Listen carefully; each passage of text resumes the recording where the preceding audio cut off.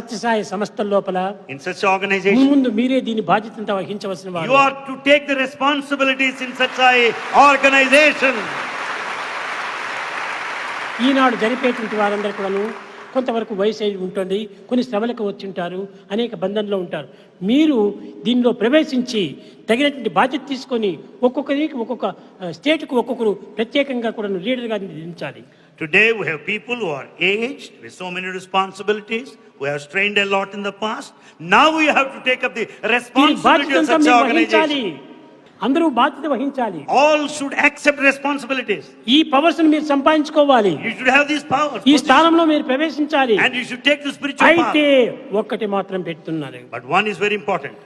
Politics connection లేకుండా చూసుకోవాలి. You should not have connection with politics. సమాజం యొక్క సుక్షేమాన్ని మనం చూసుకోవాలి. Keep in you the welfare of the society. సమాజం యొక్క కళ్యాణాన్ని మనం ఆశించాలి. And you work for the progress of society. Society యొక్క అభివృద్ధిని మనం కోరాలి. You should work for the advancement. దానికోసం మీరు ఎంతైనా పాటుపడండి. You struggle hard. తప్పు లేదు. అదే గొప్ప తపస్సు. It is the greatest penance. అంతకంటే మించి పెనెంట్ లేదు. Nothing beyond. కనుక మీరు ఈ బాధ్యతను తీసుకోవడానికి తగినటువంటి ఒక నమ్మకమైన జీవితాన్ని జరిపించుకోవాలి. Have a faithful life in order to be